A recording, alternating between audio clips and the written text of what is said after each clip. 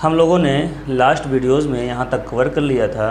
Last videos lecture number 3 पे हमने ये बताया था कि लाइट रे जब फॉर्म होती है तो वो लाइट की रेड की पोजीशन कहाँ कहाँ पे हो सकती है, मतलब ऑब्जेक्ट कहाँ कहाँ पे हम प्लेस कर सकते हैं। तो हमने बताया था फर्स्ट केस ये था, when object is at infinity. Object कहाँ पे होगा? इन्फिनिटी पे होगा, मतलब इनफाइनाइट पे अगर ऑब्जेक्ट रखा है तब इमेज कैसे फॉर्म होगी।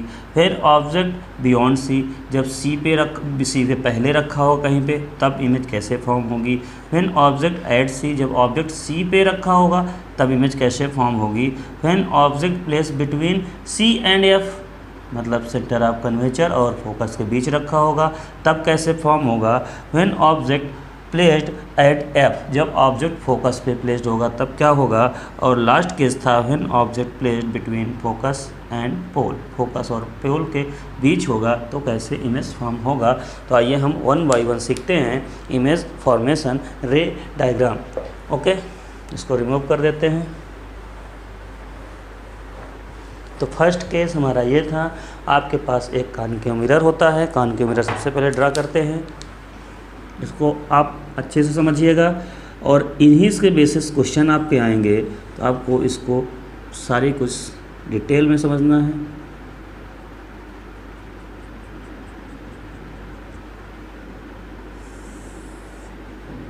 Suppose that this is pole, principal axis. अब हम लोगों ने 4 केसेस पढ़े हैं, पहले उसको एक बार रिमाइंड करेंगे। हमने आपको 4 केसेस पढ़ाए थे। फर्स्ट केस क्या था हमारा? फर्स्ट केस में हमने ये बताया था जब लाइट रे इंसिडेंट होती है किसके एलोंग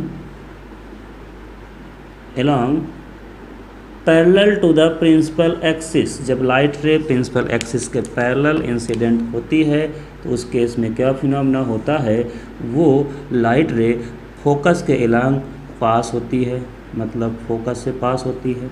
ओके, अब सेकंड केस क्या था? सेकंड केस में ये था जब लाइट रे, ये मिरर पॉलिश्ड होता है पीछे, ये प्रिंसिपल एक्सिस होती है। सेकंड केस, पहले सारे मिरर हम बना देते हैं।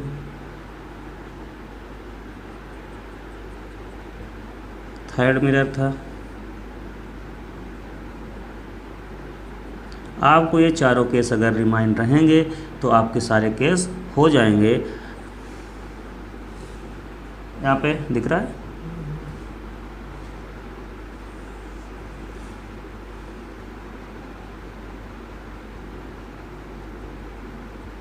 ओके।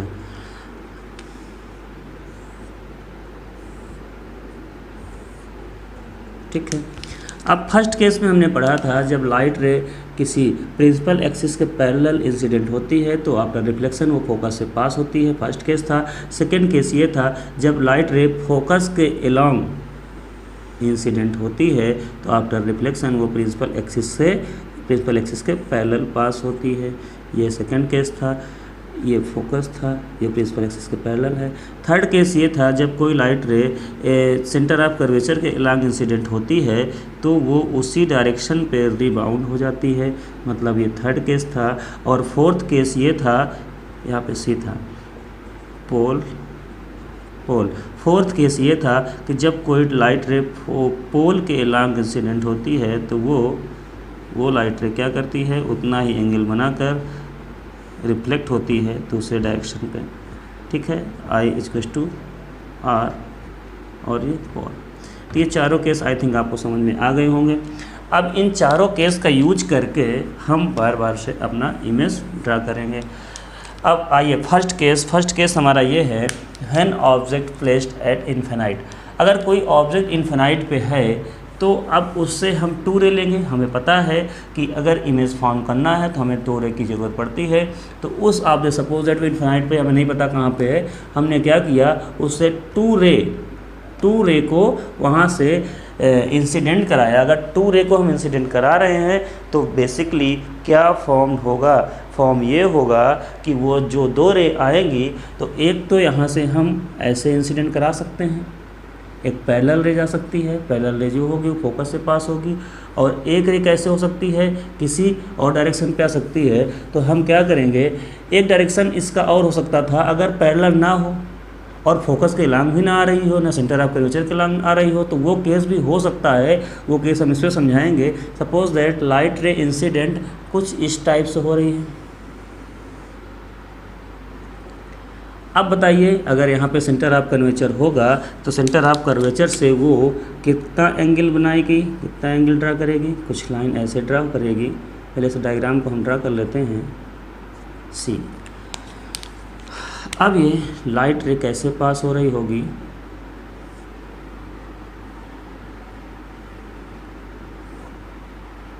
लाइट रे कुछ ऐसे पास हो रही है।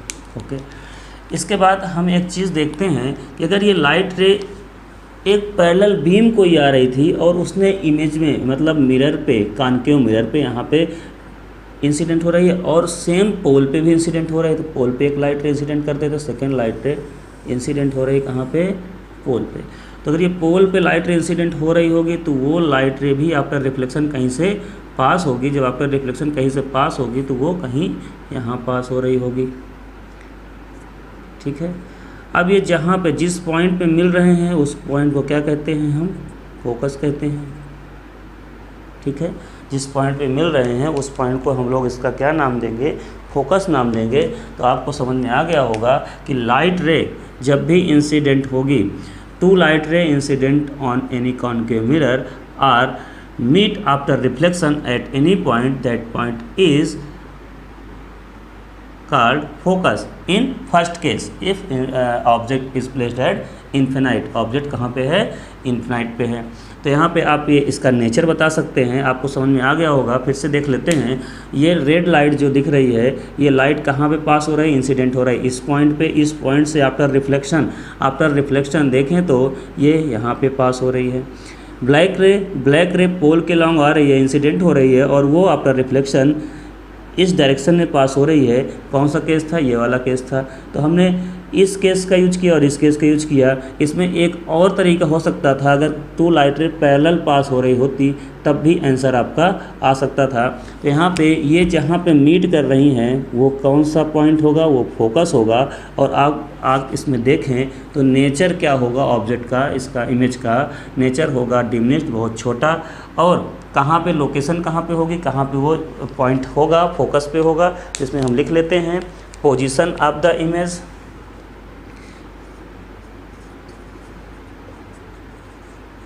पोजीशन ऑफ इमेज कहाँ पे है, एट एफ,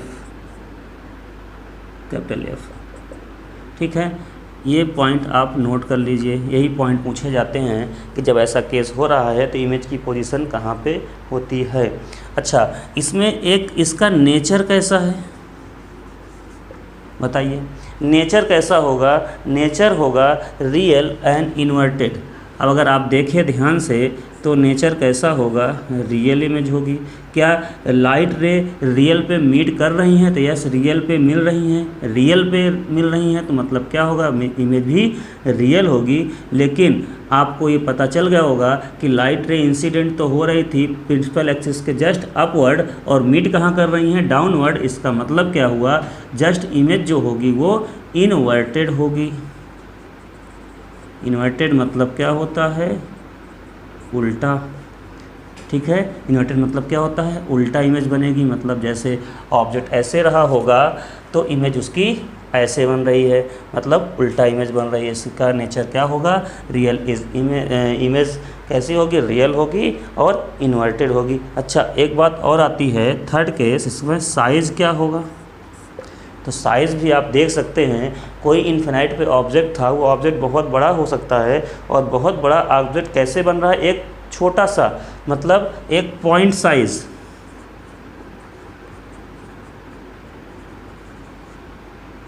और वेरी स्मॉल। अच्छा, पॉइंट साइज और वेरी स्मॉल, इसको हम एक वर्ड और लिख सकते हैं, डिमिनिश्ड। डिमिनिश्ड मतलब बहुत छोटा, बहुत छोटा। तो आपको इतना समझ में आ गया होगा कि उसकी पोजीशन क्या होगी, पोजीशन के साथ साथ उसका नेचर कैसा होगा और साइज क्या होगा।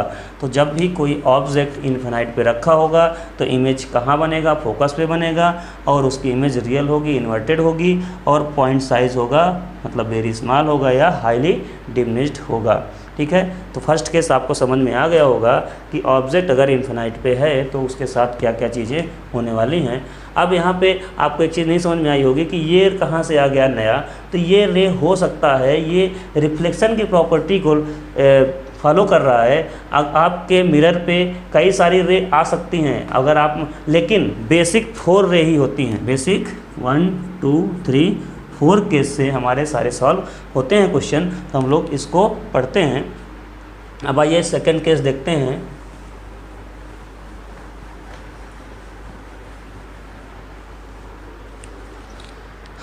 सेकंड केस में क्या था, सेकंड केस में कुछ ऐसा था कि एक ऑब्जेक्ट होता है, एक मिरर होता है। सपोज दैट ये मिरर है, ये मिरर पे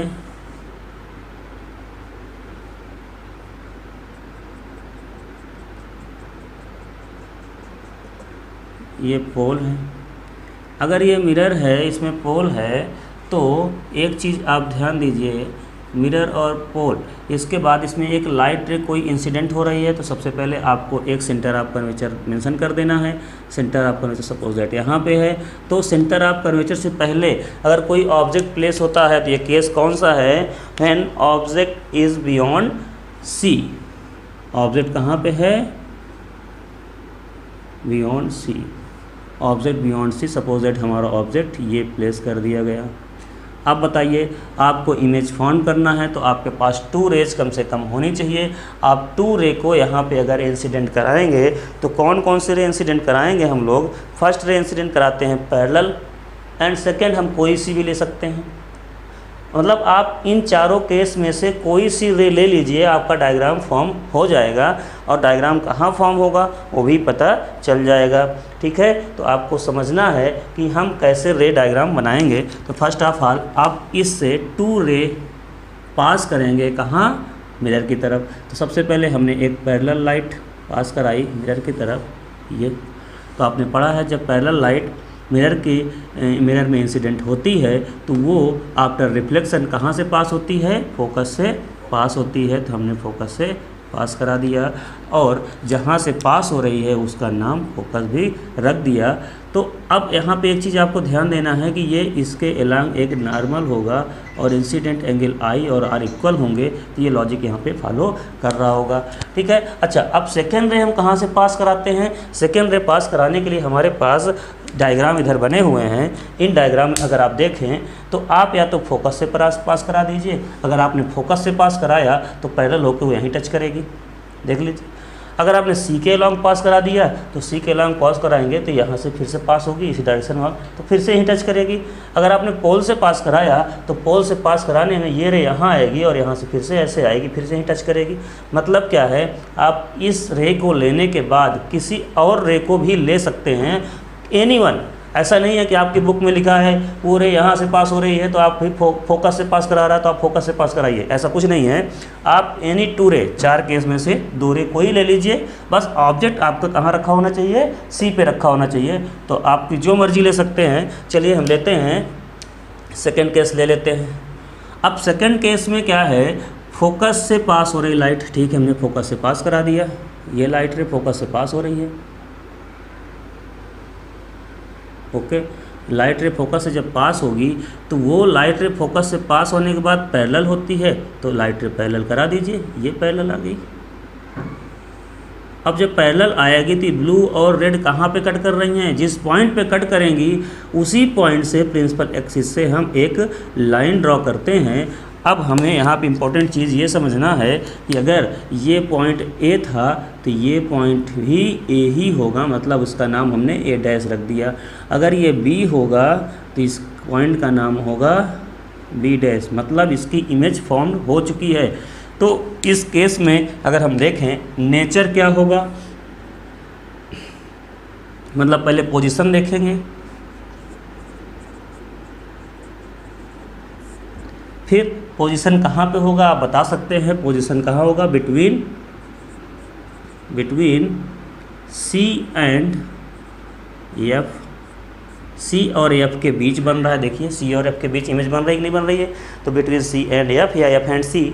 फिर इमेज कैसी होगी, इसमें इमेज का नेचर बताइए। नेचर मतलब रियल पे लाइट मिल रही है तो इसको हम कह सकते हैं रियल इमेज। और इन्वर्टेड मतलब ए यहाँ पे ऊपर था और ये उल्टा हो गया, मतलब उल्टा इमेज बन रही है। फिर साइज़ क्या होगा, साइज़ स्मॉल होगा। स्मॉल का मतलब देखिए ये बड़ा सा ऑब्जेक्ट था, ये छोटा सा बन रहा है, तो यहाँ पे हम स्मॉल कह सकते हैं, या कहीं कहीं पे डिमिनिश्ड लिखा होता है। तो आपको समझ में आ गया होगा कि हम रे डायग्राम कैसे फॉर्म करेंगे। अच्छा, अब थोड़ा सा एनालिसिस कर लेते हैं इसी में। आपको ये समझ में आ गया, इसको आप पहले कॉपी कर लीजिए, फिर हम इसको हटाते हैं कुछ। सपोज दैट हमारा जो इमेज बना उसको चुपचाप बना रहने दीजिए। अभी देखिए हम कोई भी रे लेंगे यही इमेज बनेगी। चलिए हमने पैरेलल वाली को लिया था, पैरेलल चुपचाप रहने दीजिए। हम सपोज दैट इस रेड वाली को हटा दिए और हमने दूसरी रे, अभी हमने फोकस से पास कराया था, अब हमारी मर्जी फोकस से नहीं है, हमने कहीं और से पास कराना है। सपोज हम सी से पास कराना है, तो चलिए सी से पास कराते हैं। अगर हमने सी से लाइट रे पास कराई तो क्या होगा, सी से लाइट रे जब पास कराएंगे तो वो लाइट रे इस सी के एलांग पास होगी। ठीक है, इस सी के एलांग जब पास होगी तो आपको दिख रहा होगा जब सी के एलांग लाइट रे पास होती है तो क्या होता है, वो उसी के एलांग जाती है और उसी डायरेक्शन पर रिबाउंड होती है। तो कहाँ पे मिलती है, फिर से उसी ब्लू वाली लाइन को वहीं पे कट कर रही है। इसका मतलब क्या हो रहा है, इसका मतलब ये हो रहा है कि अगर हमने इस लाइन को ना लेके, इस रे को ना लेके इस रे को लिए होते तब भी वहीं पे पोजीशन रहेगी। अच्छा, इसका भी मूड हमें नहीं है लेने का, चलिए हम दूसरी लेते हैं। हमारे पास एक और थी, हमने इसको तो पहले ले रखा है, इसको लिया, अब इसको लिया, अब हम इसको नहीं लेंगे, हम तीसरी ले लें। तो तीसरी को भी चेक कर लो, इसी में सारी एनालिसिस कर लीजिए, सारे कॉन्सेप्ट क्लियर हो जाएंगे।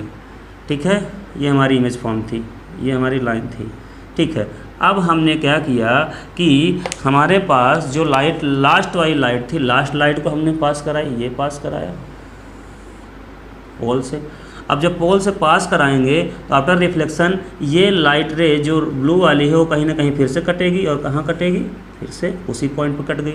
मतलब क्या है कि आप किसी भी दो पेयर को लेंगे, आपकी जो इमेज की फॉर्मेशन होगी वो उसी पॉइंट पे बनेगी, चाहे आप कितनी भी रे चेंज कर लेंगे, कोई चेंजमेंट नहीं होने वाला। तो इसलिए हमने इसको बताया कि किसी किसी बच्चे की बुक में क्या होता है कि इन लाइटों को ले लिया दोनों को, किसी में इन दोनों को ले लिया, इसको नहीं लिया, किसी में इसको ले लिया, तो वो कंफ्यूज होते हैं कि सर ने तो ऐसा बताया था, हमारे में ऐसा दिया गया इस केस में। तो आपको कंफ्यूज नहीं होना है, सारे केस सही है, सारे बुक सही हैं और सभी में जो डायग्राम बने हैं वो भी सही हैं। बस आपको कॉन्सेप्चुअल थोड़ा सा प्रॉब्लम है कि ये रे डायग्राम लिया गया है तो ऐसा क्यों लिया गया वो पता नहीं है, इसलिए आपको कन्फ्यूजन होता है। तो आपको समझना है कि हमें किस तरह से इसको फॉलो करना है।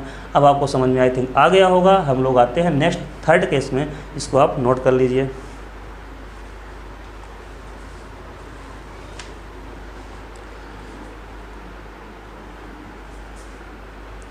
ओके, अब हम लोग थर्ड केस में आते हैं।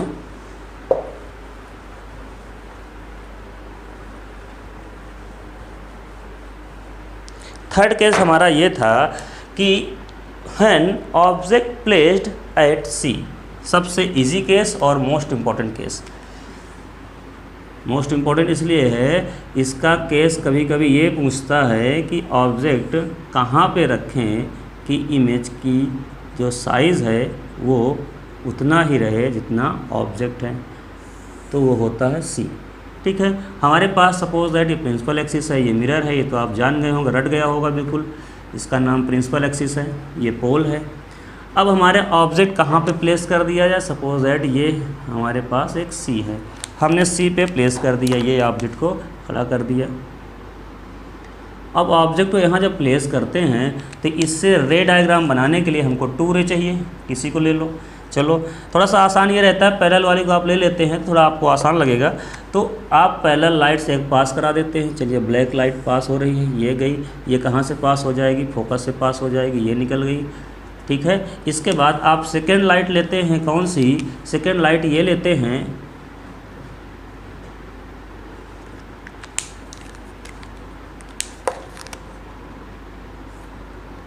ये लाइट है, ठीक है। आप सेकंड लाइट क्या लेते हैं, सेकंड लाइट लेते हैं अगर हमने फोकस से पास कराई कोई लाइट, तो अगर फोकस से पास करा है तो क्या होगा, तो थोड़ा सा हमें इमेज और बड़ा बनाना पड़ेगा। इमेज थोड़ा सा बड़ा बनाते हैं ताकि डायग्राम क्लियर रहे। मिरर को थोड़ा सा बढ़ा लीजिए, ये छोटा लेंगे तो हौच पौच हो जाएगा, ठीक है। हमने suppose that this is focus, this and this is center of curvature, okay. अब आपने एक ऑब्जेक्ट लिया, ये आपको ऑब्जेक्ट है, यहाँ पे प्लेस है, इससे हमने दो लाइट रे पास कराई, एक रेड एंड एक ब्लू, ये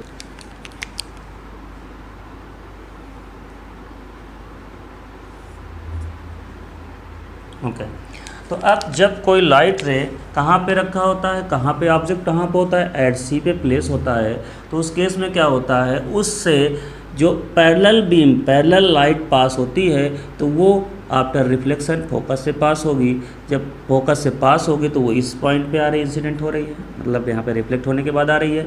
लेकिन जब हमने एक फोकस के लॉन्ग पास कराया सेकेंड रे को, तो सेकेंड रे फोकस के लॉन्ग पास होने के बाद वो आफ्टर रिफ्लेक्शन पॉइंट सी जहाँ पे था उसी के जस्ट नीचे दोनों कट कर रहे हैं। मतलब ये ऑब्जेक्ट अगर आपका ए एंड बी था तो यहाँ पे ए डैश और बी डैश फॉर्म हो रहे हैं। तो आपको समझ में आ गया होगा कि जब हम ऑब्जेक्ट को सी पे प्लेस करते हैं तो उसकी पोजीशन, इमेज की पोजीशन कहाँ होती है, एट सी होती है।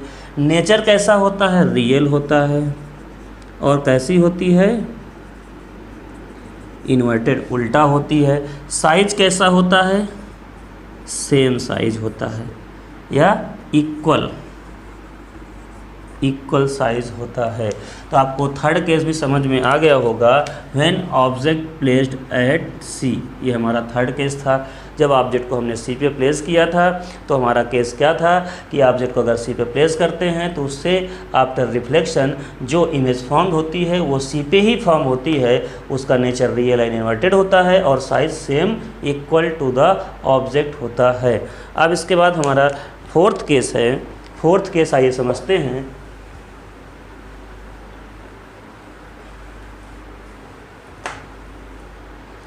फोर्थ केस में क्या था, when object is placed between F and C, when object placed between F and C. चलिए ये हमारा मिरर है,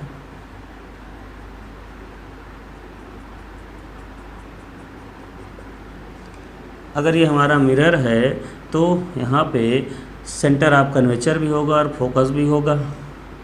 कोशिश ये करते हैं जितना ये रहे उतना ही ये होना चाहिए, नहीं तो इमेज थोड़ा सा डिफर आना स्टार्ट हो जाएगी।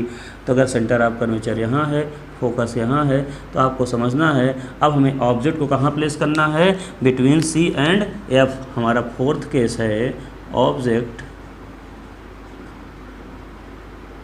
Between C and F, C और एफ के बीच अगर ऑब्जेक्ट प्लेस्ड है। अब बताइए ऑब्जेक्ट को हमने सी और एफ के बीच कहीं प्लेस कर दिया, ये प्लेस कर दिया।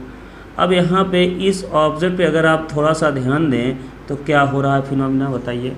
इस ऑब्जेक्ट से अगर हम कोई सी भी रे पास कराते हैं, कोई सी भी रे ले सकते हैं, आप रे ले लीजिए। अब इस रे को जैसे पास कराएंगे कहाँ से, एक तो पैरेलल रे ले सकते हैं, फोकस के लॉन्ग पास होगा। एक रे कौन सी ले सकते हैं हम, सेकेंड रे कौन सी ले सकते हैं हम, सेकेंड रे ले सकते हैं सेंटर ऑफ कर्वेचर के लॉन्ग।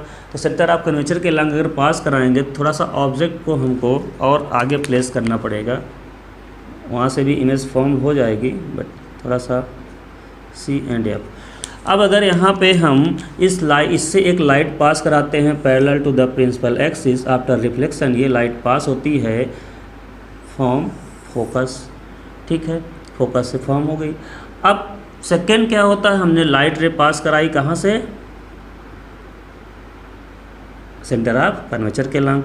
अगर सेंटर ऑफ कर्वेचर के लॉन्ग हम लाइट रे पास कराते हैं तो कुछ लाइट ऐसे जाती है और इंसिडेंट होने के बाद वो इस डायरेक्शन पे आती है और वो बैक साइड पे कहाँ पे, किसी पॉइंट पे टच करती है। मतलब एक पॉइंट ये हुआ कि ये लाइट रे जब रिफ्लेक्ट होके आपस में मीट करेंगी तो कहाँ पे मीट करेंगी, सी के जस्ट पीछे। अब सी के पीछे मीट करेंगे तो वहाँ पे क्या कहानी होगी, वहाँ पे ये होगा कि जो ये ऑब्जेक्ट ए था वो ए डैश फॉर्म हो गया और जो बी है वो बी डैश फॉर्म हो गया। मतलब इमेज फॉर्म तो हो गई बट इससे बहुत बड़ी इमेज बन रही है, इससे बड़ी इमेज बनना स्टार्ट हो गई। तो आपको एक चीज़ समझ में आ गया होगा, जैसे जैसे ऑब्जेक्ट आपका मिरर की तरफ जा रहा है इमेज बड़ी होती चली जा रही है। कैसे फर्स्ट केस में देखा था, फर्स्ट केस में ऑब्जेक्ट इन्फिनाइट पे था तो इमेज छोटी बनी थी, सेकंड केस में बियॉन्ड सी था थोड़ा सा इमेज बढ़ी, इसके बाद सी पे आया इमेज इक्वल हुई और जैसे ही सी से आगे हमने ऑब्जेक्ट को प्लेस किया इमेज और बड़ी होना स्टार्ट हो गई। तो मतलब क्या है कि आपसे ये क्वेश्चन पूछ सकता है कि आपके जो इमेज होता है वो उसका इंक्रीमेंट कैसे हो रहा है। इंक्रीमेंट ऐसे हो रहा है कि अगर हम जैसे जैसे मिरर के क्लोज आएंगे तो हमारे ऑब्जेक्ट की इमेज जो बनेगी वो क्या होगी, इंक्रीज होती चली जाएगी। अब आप देख सकते हैं इसका अगर हम नेचर की बात करें तो नेचर क्या होगा, मतलब पहले तो पोजीशन क्या चाहिए, पोजीशन कहाँ पे होगी बताइए, पोजीशन बियॉन्ड सी, पोजीशन कहाँ होगा, बियॉन्ड सी। एंड नेचर क्या होगा, रियल एंड इन्वर्टेड होगा। लिखते हैं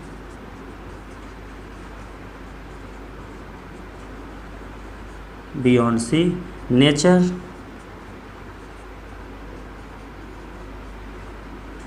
real and inverted, inverted.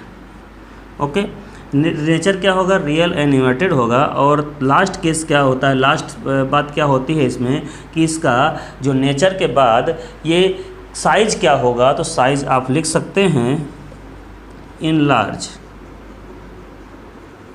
In large मतलब जैसे ऑब्जेक्ट था उससे बड़ी इमेज बनेगी। तो आप आई थिंक 4 केस समझ गए होंगे।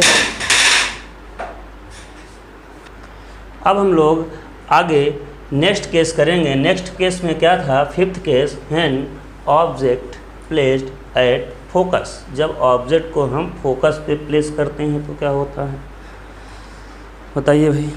जब ऑब्जेक्ट को हम लोग फोकस पे प्लेस करेंगे तो क्या फिनोमेना होगा, ये हमारा मिरर है,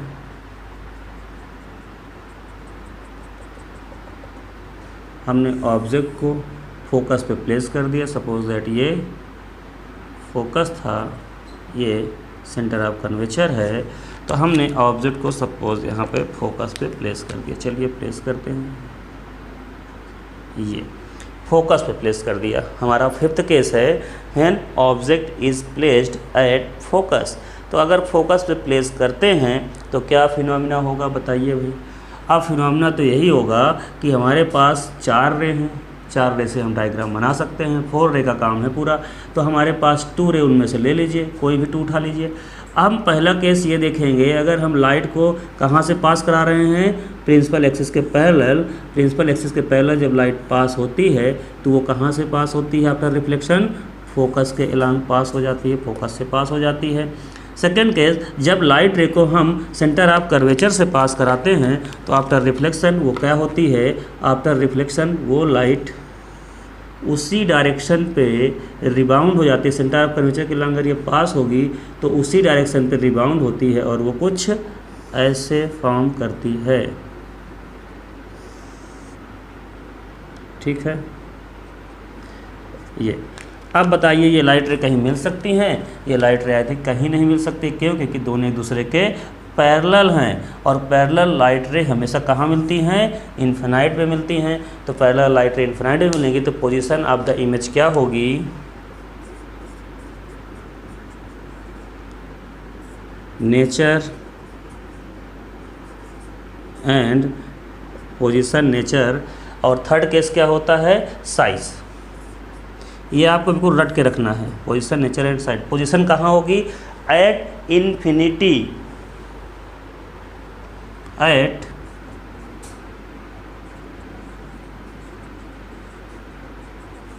इन्फिनिटी।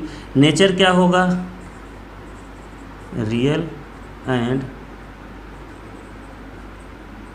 इन्वर्टेड होगा। साइज क्या होगा, हाईली इनलार्ज, हाईली इनलार्ज, ठीक है, हाईली इनलार्ज साइज होगा। और पोजीशन क्या होगी, एट इन्फिनिटी होगा। इमेज का नेचर कैसा होगा, रियल होगा और इन्वर्टेड होगा। तो आपको समझ में आ गया होगा कि ये 6th केस में हमारा केस कैसे होगा। आपको सारी चीज़ें समझ में आई थिंक आ गई होगी। हमने 5th केस हमने पढ़ लिया, जब ऑब्जेक्ट को हमने कहाँ रखा था, फोकस पे रखा था। इसके बाद का केस क्या है, 6th केस है, इसको आप नोट कर लीजिए।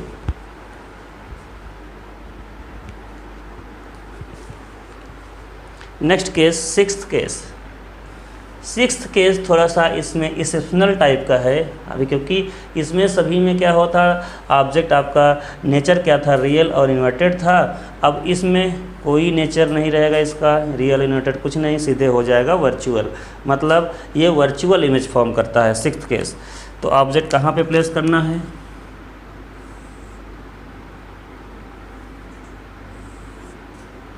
कुछ ज़्यादा ही मिरर टेढ़ा हो जा रहा है, ऐसा। चलिए अब यहाँ पे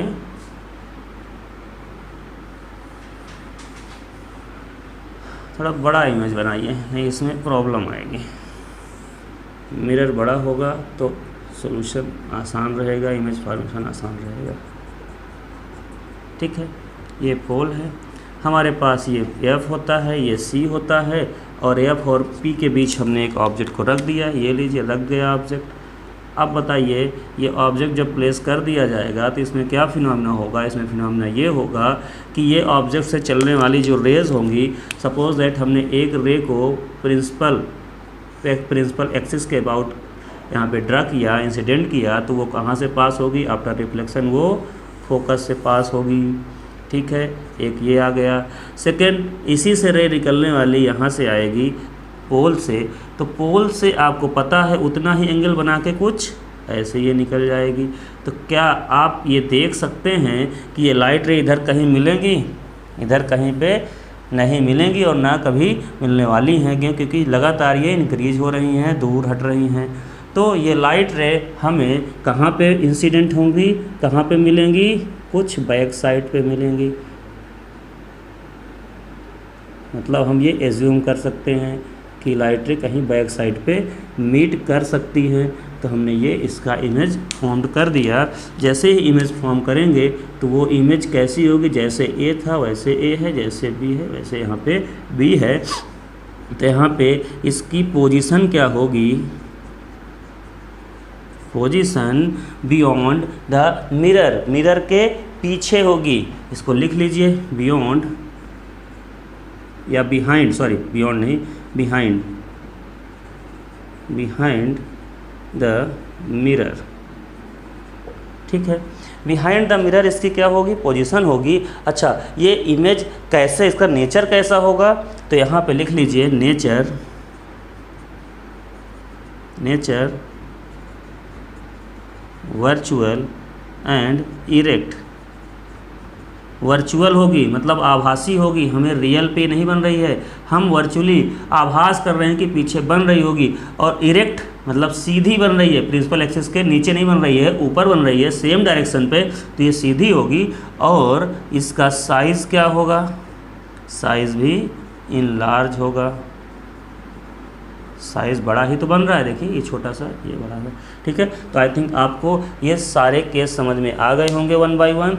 ये आपके कॉन्केव मिरर के हम लोग अभी क्या पढ़ रहे थे, image formation by the help of रे डायग्राम, ठीक है। रे की हेल्प से हमने इमेज फॉर्म किया है, इमेज कैसे बन रहा है। तो आपको इसमें क्या क्या पढ़ना है, इसमें आपको ये करना है कि हम लोग चैप्टर वाइज, टॉपिक वाइज इसको आप कवर करिए पहले, ठीक है। फिर आप रे डायग्राम के बारे में समझिए, उनके बेसिक क्या होते हैं, इन बेसिक को पहले पढ़िए कि हम रे जिससे बनाते हैं वो हैं क्या, कैसे हैं, ठीक है। तो उनके बारे में पहले पढ़ना है, क्योंकि अगर लाइट रे ऐसे पास हो रही है तो कहाँ से पास होती है। जब ये आप बिल्कुल पढ़ लेंगे तो ये बनाना बिल्कुल आसान होगा। इसमें आप दूसरा केस भी कर सकते थे।